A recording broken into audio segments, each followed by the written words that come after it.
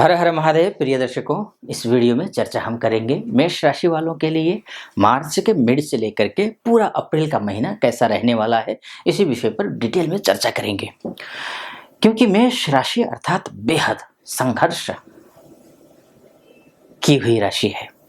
2023 बुरा सपना था मेष राशि वालों के लिए। हर क्षेत्र में, प्रोफेशनल लाइफ, पर्सनल लाइफ, पैसे को लेकर के, जॉब में प्रमोशन को लेकर के, जॉब परिवर्तन को लेकर के, बिजनेस को स्टार्टअप करने को लेकर के बहुत संघर्ष रहा है। इसमें कोई संदेह तो है ही नहीं, क्योंकि शनि की दृष्टि भी थी। आपकी ही राशि में गुरु चंडाल योग भी बना हुआ था। बहुत कुछ था, वो पिछली बातें हैं। उसको आगे क्या होगा, ये इस विषय पर भी डिटेल में चर्चा करेंगे, क्योंकि आप बहुत बर्बाद हुए हो लेकिन खत्म नहीं हुए हो। क्योंकि अब जो समय आ रहा है ना, वो आपके लिए आमूल चूक परिवर्तन करने वाला समय है। असाधारण सफलताएं देंगी ब्रह्मांड की ये शक्तियां आपको। भरोसे से कह रहा हूं, अगर जैसा मैं कहूंगा वैसा आपने फॉलो किया तो आपकी जिंदगी 100% बदल जाएगी। बस पूरा वीडियो सुनना अंतिम तक। कुछ उपाय बताऊंगा, कुछ सावधानियां बताऊंगा, कुछ कमियां बताऊंगा, बस उनको ध्यान रखना है। शनि महाराज 17 मार्च 2024 को ही सुबह 4:40 पर उदित हो रहे हैं। आपके लिए ये शनि महाराज जो हैं, ये पैसे देने वाले ग्रह हैं। पैसे, मान सम्मान को देने वाले ग्रह हैं, पद प्रतिष्ठा को देने वाले ग्रह हैं, जॉब को देने वाले ग्रह हैं, प्रमोशन करवाने वाले ग्रह हैं, बिजनेस को ऊंचाई तक पहुंचाने वाले ग्रह हैं। विशेषकर मान सम्मान, पद प्रतिष्ठा, पैसा, इसको देखेंगे। ये इस मामले में जो अभी तक प्रॉब्लम में थे उसमें ठीक हो जाएगा। एक तो ये संक्षिप्त में। उसके बाद बुध और शुक्र के युति संबंध, जो कि लक्ष्मी नारायण राजयोग बना रहा है इन 1.5 महीनों में ही। तो लक्ष्मी नारायण राजयोग और नीच भंग राजयोग भी बन रहा है। तो क्या हुआ, लक्ष्मी नारायण अर्थात नाम से ही स्पष्ट है, पैसे की बात कर रहा हूं मैं। वो योग भी बहुत अच्छा है, जो कि 31 मार्च से लेकर के 24 अप्रैल तक है। शुक्र मंगल का युति संबंध भी है, जो कि धनशक्ति योग बनाता है। ये भी 31 मार्च से लेकर 24 अप्रैल तक है। अत्यंत शुभ धन शक्ति, ये भी बात पैसे की हो रही है यहाँ पर भी। और शुक्र और राहु का युति संबंध भी इस बीच में बन रहा है। इसका मतलब ये है कि ये भी धन धान्य से परिपूर्ण करने वाला योग होता है। अभी मैंने जितने भी योग बताए, आपने गौर किया होगा, सब में धन प्रमुख था, लक्ष्मी जी प्रमुख थी। कुछ अशुभ योग भी हैं, जैसे मंगल शनि का युति संबंध शुभ नहीं है। पैसे आने वाले रास्ते भी होंगे ना, आप ऐसी हरकतें कर बैठेंगे जो कि आते हुए रास्ते भी बंद हो जाएंगे। ये नहीं करना है। इस बारे में डिटेल में चर्चा करेंगे। बुध और राहु का योग भी बन रहा है, युति संबंध है, जो कि शुभ नहीं है। जड़त्व योग बनाता है, अशुभ है। जड़त्व मतलब यथास्थितिवादी रहेंगे आप, तो ये भी ठीक नहीं है। आर्थिक नुकसान करेंगे इससे, ये भी अशुभ योग है। क्यों ये अशुभ योग है, ये सब मैं डिटेल में चर्चा, तो मैं ये ग्रह गोचर को लेकर के है, इसकी जो चर्चा है वो मैं एक और मेरा यूट्यूब चैनल है आचार्य मुक्ति नाम से, नीचे डिस्क्रिप्शन में आपको उसका लिंक मिल जाएगा। इस ग्रह गोचर के बारे में मैंने उसमें विस्तार से बोला हुआ है। लेकिन इस वीडियो में मैं जो चर्चा करूंगा वो चर्चा है नक्षत्र ज्योतिष के हिसाब से, यानी कि नक्षत्र ज्योतिष के हिसाब से क्या कुछ आपके साथ होने वाला है इन 1.5 महीनों में, अर्थात 45 दिनों में। इस पर विस्तार से चर्चा करूंगा।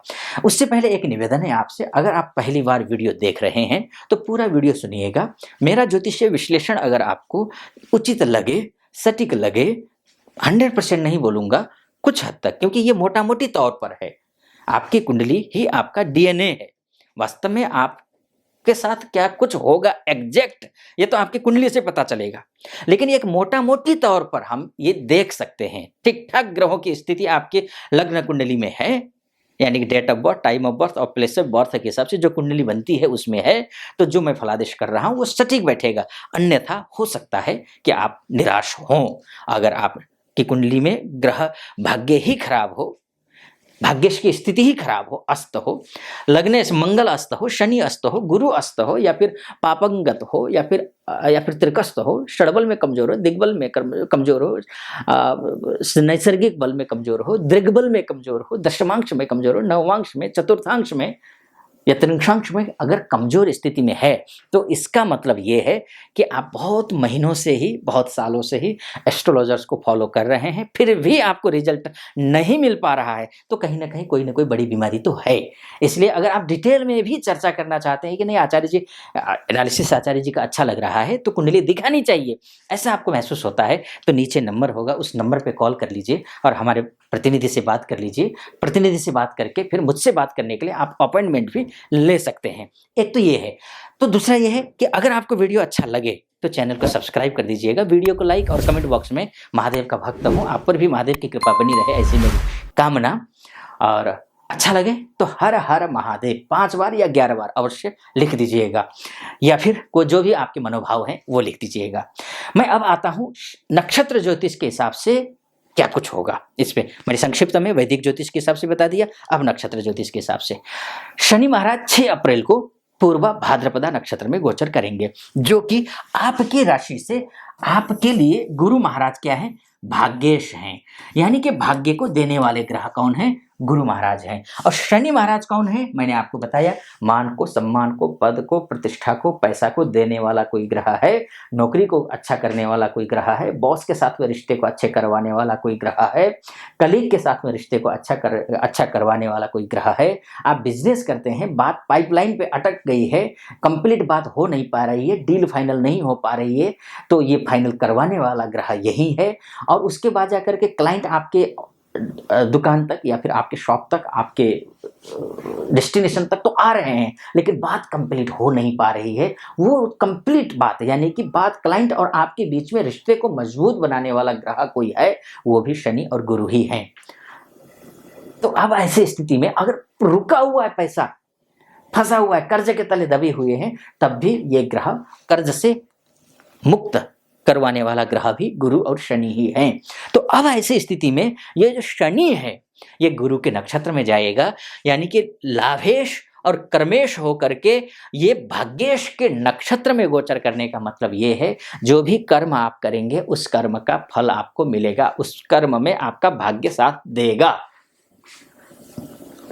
अब आप कोई सा भी कर्म करते हो, चाहे आप डॉक्टर हो, चाहे आप लॉयर हो, चाहे आप टीचर हो, चाहे आप सीए हो, चाहे आप बैंकिंग सेक्टर से जुड़े हुए हो, चाहे आप सेल्स एंड मार्केटिंग का काम करते हो, चाहे छोटे व्यापारी हो, चाहे मझौले व्यापारी हो, चाहे बड़े व्यापारी हो, चाहे मैन्युफैक्चरिंग का काम करते हो, रियल इस्टेट में इन्वेस्ट कर रखा है आपने, प्रॉपर्टी से रिलेटेड जुड़े हुए काम करते हो आप, या फिर आप जो है या ट्रांसपोर्ट से रिलेटेड काम करते हैं आप, कंस्ट्रक्शन से रिलेटेड काम करते हो आप, पुलिस विभाग में हो आप, सीआरपीएफ में हो, आईटीबीपी में हो, पुलिस बल में हो, वायुसेना में हो, या फिर इंटरनल सुरक्षा विभाग हो या एक्सटर्नल सुरक्षा विभाग हो, कहीं से भी कुछ भी जुड़ रहे हो, अगर आपकी राशि ये है तो अगर ठीक ठाक स्थिति में भी आपके ग्रह हैं लग्न कुंडली में, आपके लिए 100% फाइनेंशियली आप अच्छा कर रहे हैं। जिस किसी भी फील्ड में आप हैं उस फील्ड में आपका भाग्य आपका साथ दे रहा है, ये मानकर चलिए। एक तो ये बात हो गई। अब बात कर लेते हैं दूसरी भी। आपकी राशि के जो स्वामी है ना वो मंगल है। मंगल बहुत बुरे स्थिति में थे पिछले दिनों, बल्कि पिछले साल भी कहूँगा, बल्कि मैं जनवरी तक ही, इसी साल के 2024 के जनवरी तक बहुत बुरी स्थिति में मंगल महाराज थे आपके राशि के स्वामी। लेकिन अब क्या है कि ये 10 अप्रैल से लेकर के ये भी भाग्येश के नक्षत्र में जाएंगे। अब ये जो आपकी राशि के स्वामी जो मंगल महाराज हैं ये भी क्या करेंगे, भाग्येश के नक्षत्र में जाएंगे।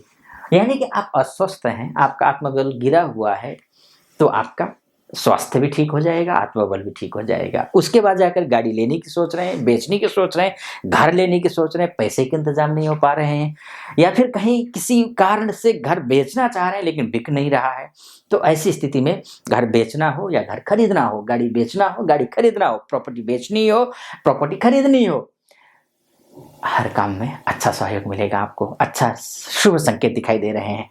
इष्ट मित्र जितने भी आपके रिश्तेदार हैं, इस फ्रेंड सर्कल में जो अभी तक सपोर्ट नहीं मिल पा रहा था वो भी सपोर्ट ये मंगल के गुरु के नक्षत्र में जाते ही मिल जाएगा आपको। ये भी एक अच्छी बात दिखाई दे रही है, ये है। अब उसके बाद ये फिर एक बात और, ये शनि और मंगल तो गुरु के नक्षत्र में है, लेकिन गुरु किसके नक्षत्र में है, आपका भाग्येश है ना गुरु। तो अब गुरु महाराज जो है ये सूर्य के नक्षत्र में है। कौन से नक्षत्र में, सूर्य के नक्षत्र में कृत्तिका नक्षत्र में है। अब कृत्तिका नक्षत्र में ये 16 अप्रैल से आएंगे। 16 अप्रैल से जब कृत्तिका नक्षत्र में आएंगे, और सूर्य कौन है आपके लिए?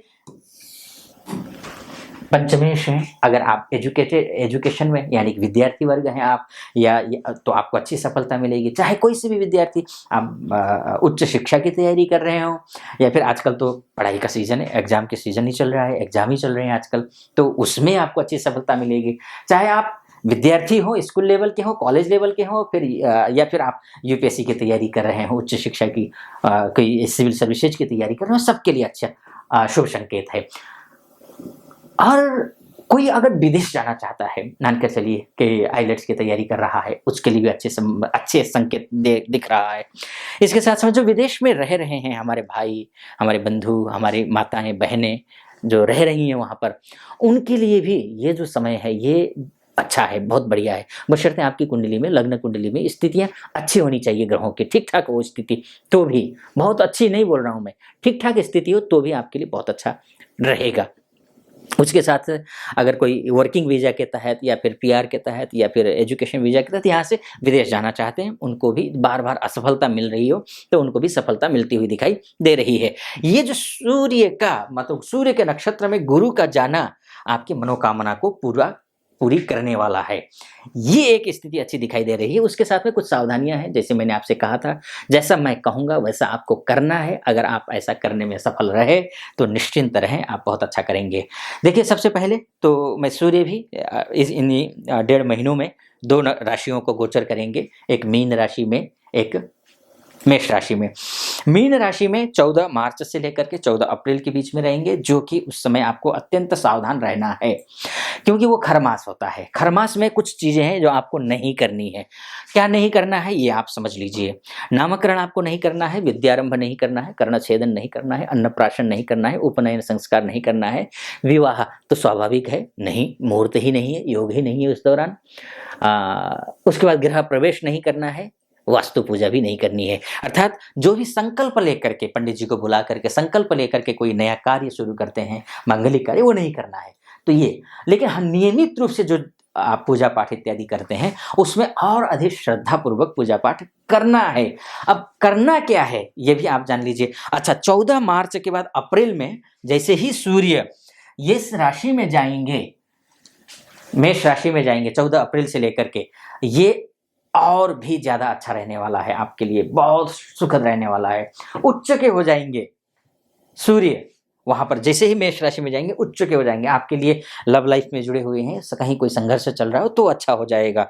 इसके बाद संतान के लिए कहीं कोई प्लानिंग कर रहे हैं तो उसमें भी अच्छा हो जाएगा, यानी कि अच्छा शुभ संकेत दिखाई दे रहा है। ये है, तो कुछ उपाय हैं जिनको आपको करना है इन 1 महीनों में, खासकर मैं बोलूंगा 14 मार्च से लेकर के 14 अप्रैल के बीच में। वो उपाय क्या है ये समझ लीजिए। सबसे पहले तो आपको प्रातः सूर्योदय काल में उठना है, इतना ध्यान रख लीजिए। प्रातः सूर्योदय काल में बिल्कुल, और सूर्योदय से पहले उठिए बल्कि मैं कहूँगा, और सूर्य को अर्घ्य देना है। आसपास में कोई नदी हो या फिर गंगा जी हो या फिर कोई और नदी हो तो फिर गंगा जी में वहाँ जाइए, आप स्नान कीजिए। स्नान करके आप सूर्य को अर्घ्य दे दीजिए, या फिर नहीं है तो सभी के लिए सुलभ तो नहीं है नदी हो पाना, तो ऐसे में घर में ही गंगा जी लेकर के आइए। गंगा जी थोड़ा मिक्स कीजिए जल में और स्नान कीजिए। स्नान करने के बाद आप क्या कीजिए, तांबे के लोटे में जल भर करके उसमें चंदन, चावल और पुष्प डाल करके उसमें सूर्य देव को प्रणाम कीजिए और अर्घ्य दीजिए। अर्घ्य देते समय आपको कौन सा मंत्र जप करना है? ओम घृणिः सूर्याय नमः। मंत्र फिर से मैं बोलूंगा, ध्यान रखिएगा। गूगल पे भी सर्च करेंगे मिल जाएगा, लेकिन गूगल पे अशुद्ध है, ध्यान रखिएगा। घृणी देते हैं ज़्यादातर, 95% आपको घृणी मिलेगा गूगल पर, आपको घृणी नहीं बोलना। ओम घृणी ही, घृणी के पीछे 2 विसर्ग बिंदु होंगे, वो आपको जप करना है। ओम घृणी ही सूर्याय नमः, ओम घृणी ही सूर्याय नमः। इस मंत्र का जप करते हुए आपको सूर्य को अर्घ्य देना है। ठीक, अर्घ्य कैसे देंगे? अक्सर लोग गलती कर बैठते हैं कि बस ऐसे जाते हैं अर्घ्य दे देते हैं और सारे छींटे अपने पैरों पर आ रहे हैं, वो पाप है, वो नहीं करना है।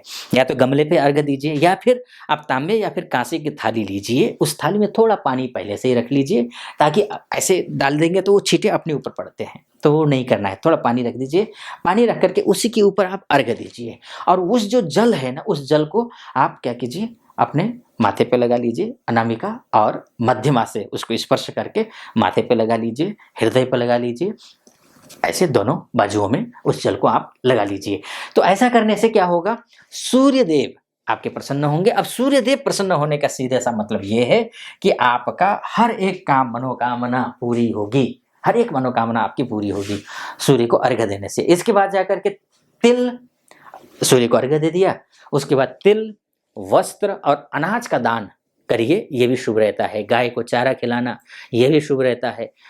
इसके साथ साथ में बृहस्पतिवार के दिन व्रत करिए, ये भी शुभ है। कम से कम इन 1 महीनों में आप बृहस्पतिवार के दिन तो व्रत करिए ही। इसके साथ में पीली वस्तुएं दान कीजिए, ये भी शुभ है। आदित्य हृदय स्तोत्र का पाठ करिए, इसके लिए भी, ये करना भी आपके लिए अत्यंत शुभ रहेगा, उचित रहेगा। फिलहाल इस वीडियो को ज़्यादा लंबा ना करते हुए यहीं पर समाप्त करता हूँ। कैसा लगा आपको वीडियो? अच्छा लगा हो तो चैनल को सब्सक्राइब कर दीजिएगा, वीडियो को लाइक और कमेंट बॉक्स में जा करके हर हर महादेव जरूर लिख दीजिएगा। फिलहाल अनुमति दीजिए, हर हर महादेव।